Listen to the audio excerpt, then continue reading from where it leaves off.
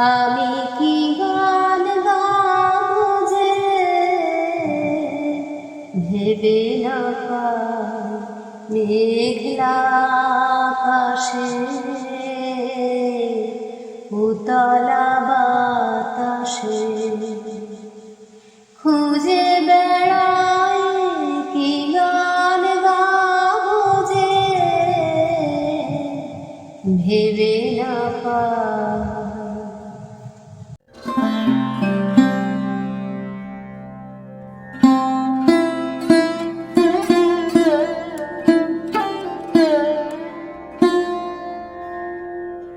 নমস্কার বন্ধুরা, গল্পে কথায় বন্ধি এই চ্যানেলে গানে গল্পে কথায় আবারও তোমাদের স্বাগত। আজকে আমি তোমাদের জন্য নিয়ে এসেছি বিভূতিভূষণ বন্দ্যোপাধ্যায় রচিত একটি মর্মস্পর্শী গল্প, নাম তাল নবমী।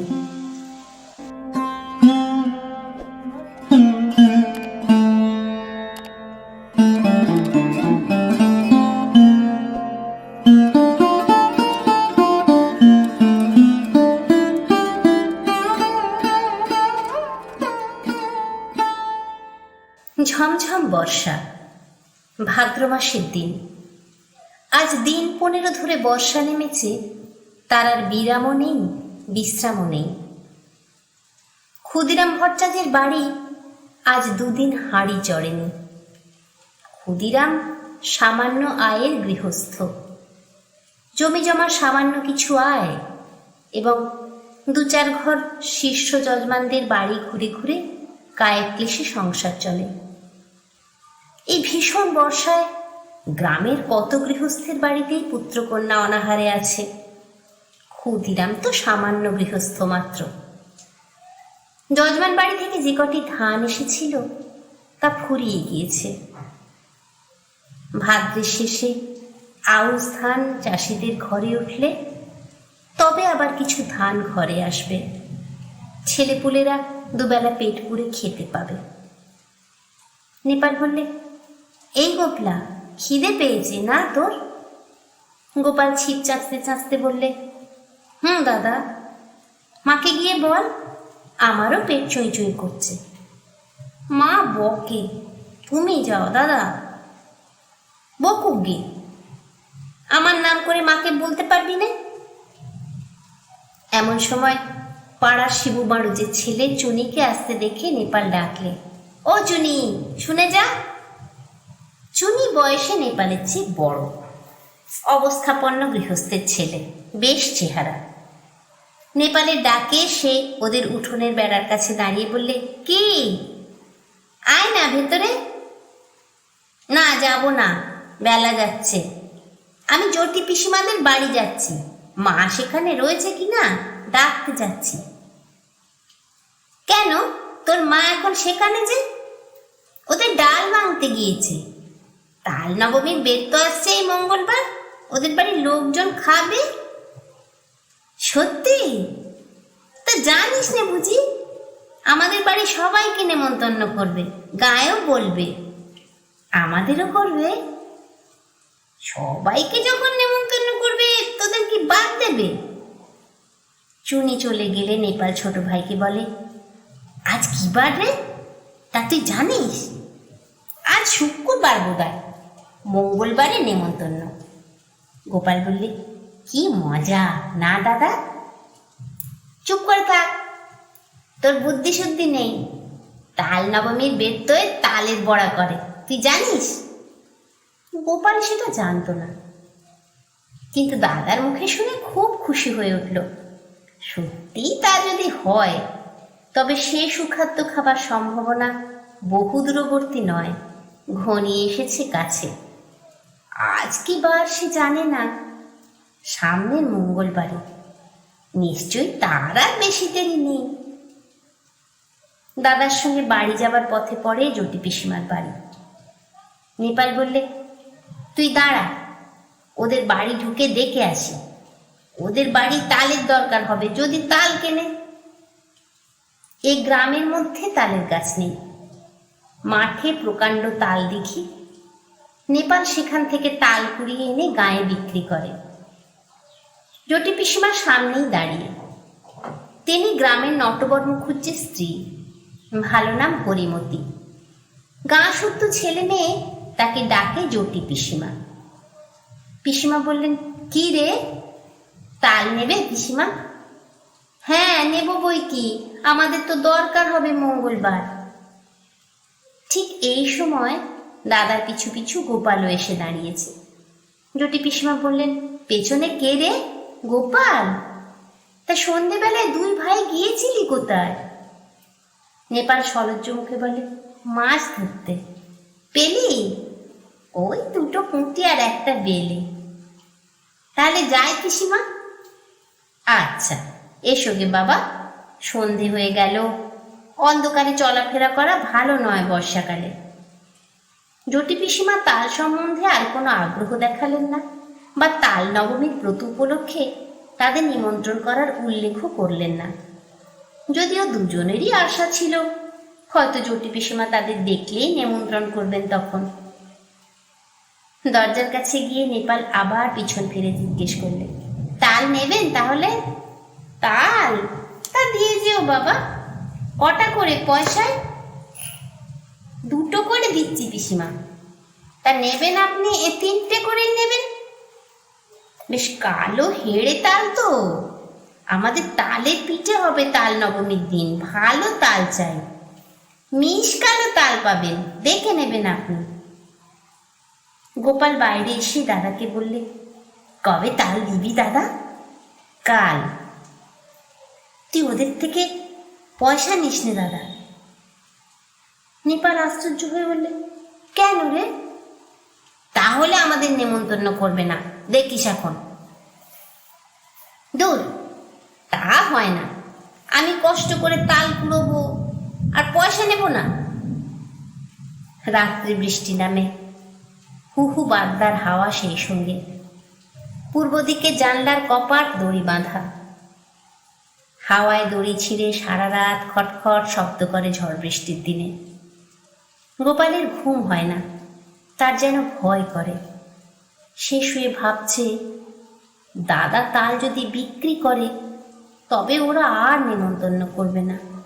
তা কখনো করে? খুব ভোরবেলা উঠে গোপাল দেখলে বাড়ির সবাই ঘুমিয়ে, কেউই তখনও ওঠেনি। রাতের বৃষ্টি থেমে গিয়েছে, সামান্য একটু টিপ টিপ বৃষ্টি পড়ছে। গোপাল এক ছুটে চলে গেল গ্রামের পাশে সেই তাল দিঘির ধারে। মাঠে এক হাঁটু জল আর কাদা। গ্রামের উত্তরপাড়ার গণেশ কাওড়া লাঙল ঘাড়ে করে এই এত সকালে মাঠে যাচ্ছে। ওকে দেখে বললে, কি খোকা ঠাকুর, যাচ্ছ কানে এত ভোরে? তাল কুড়তে দিঘির পাড়ে। বড্ড সাপের ভয় খোকা ঠাকুর, বর্ষাকালে ওখানে যেও না একা একা। গোপাল ভয়ে ভয়ে দিঘির তাল পুকুরে তালের বনে ঢুকে তাল খুঁজতে লাগলো। বড় আর কালো কুচকুচে একটা মাত্র তাল প্রায় জলের ধারে পড়ে। সেটা কুড়িয়ে নিয়ে ফিরে আসবার পথে আরো গোটা তিনেক ছোট তাল পাওয়া গেল। ছেলে মানুষ, এত তাল বয়ে আনার সাধ্য নেই। দুটি মাত্র তাল নিয়ে সোজা একেবারে জটি পিসিমার বাড়ি হাজির। জটি পিসিমা সবে মাত্র সদর খুলে দোরগোড়ায় জলের ধারা দিচ্ছেন। ওকে দেখে এত সকালে অবাক হয়ে পড়লেন, কি রে খোকা? গোপাল একগাল হেসে বললে, তোমার জন্য তাল এনেছি পিসিমা। জটি পিসিমা আর কিছু না বলে তাল দুটো হাতে করে নিয়ে বাড়ির ভেতরে চলে গেলেন। গোপাল একবার ভাবলে তাল নবমী কবে জিজ্ঞেস করে, কিন্তু সাহসে কুলোয় না তার।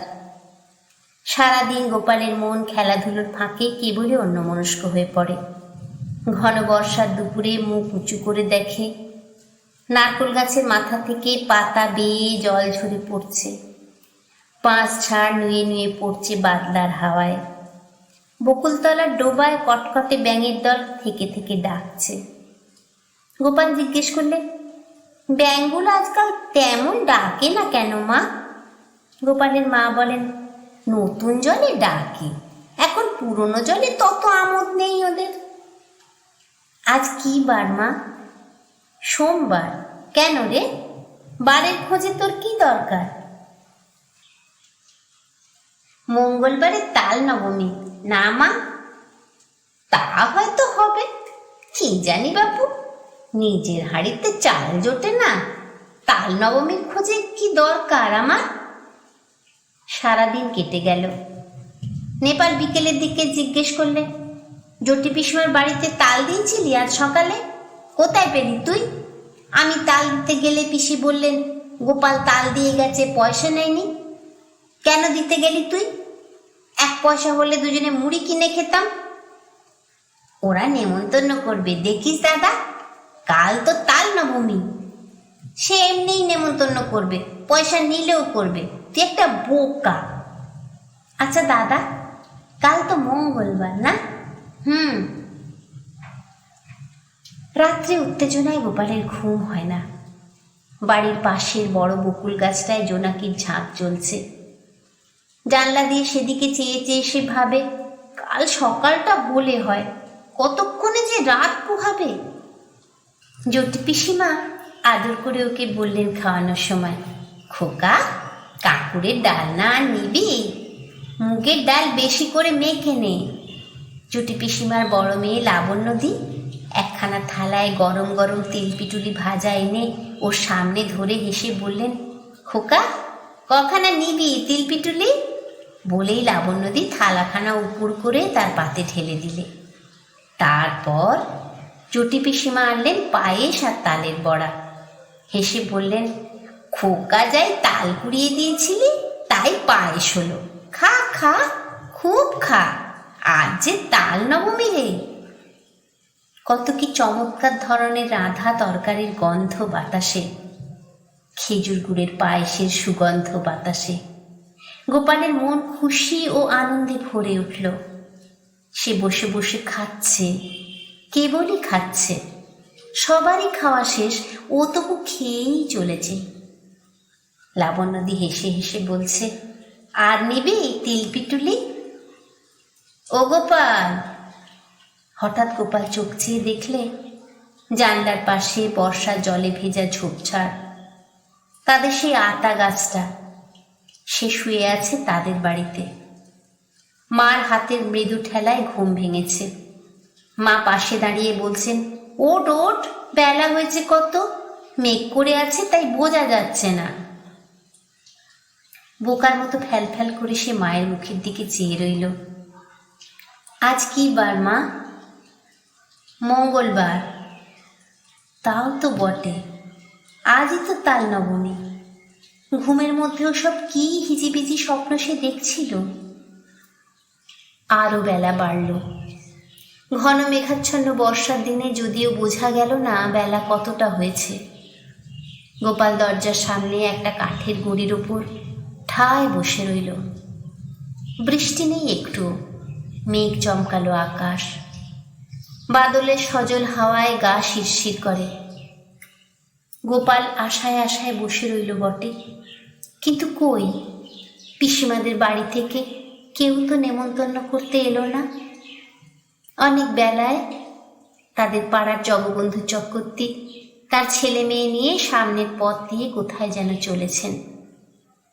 তাদের পেছনে রাখাল রায় ও তার ছেলে শানু, তার পেছনে কালীবর মারুজ্জে, বড় ছেলে পাঁচু আর ওপাড়ার হরেন। গোপাল ভাবলে, এরা যায় কোথায়? এ দলটি চলে যাবার কিছু পরে বুড়ো নবীন ভট্টাচার্য ও তার ছোট ভাই দিনু সঙ্গে 1 পাল ছেলে মেয়ে নিয়ে চলেছে। দিনু ভট্টাচার্যের ছেলে কুড়ো রাম ওকে দেখে বলে, এখানে বসে কেন রে, যাবি নে? গোপাল বললে, কোথায় যাচ্ছিস তোরা?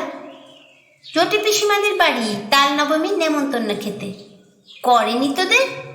ওরা বেছে বেছে বলেছে কি না, সবাইকে তো বলেনি। গোপাল হঠাৎ রাগে অভিমানে যেন দিশাহারা হয়ে গেল। রেগে দাঁড়িয়ে উঠে বললে, কেন করবে না আমাদের নেমন্তন্ন? আমরা এর পরে যাব। রাগ করার কি কথা বলেছে? না বুঝতে পেরে কুড়োরাম অবাক হয়ে বললে, বারে, তা অত রাগ করিস কেন? কি হয়েছে? ওরা চলে যাবার সঙ্গে সঙ্গে গোপালের চোখে জল এসে পড়ল, বোধহয় সংসারের অবিচার দেখেই। পথ চেয়ে এসে বসে আছে কদিন থেকে, কিন্তু তার কেবল পথ চাওয়াই সার হলো। তার সজল ঝাপসা দৃষ্টির সামনে পাড়ার হারু, হিতেন, দেবেন, গুটকে তাদের বাপ কাকাদের সঙ্গে একে একে তার বাড়ির সামনে দিয়ে জটি পিসিমাদের বাড়ির দিকে চলে গেল।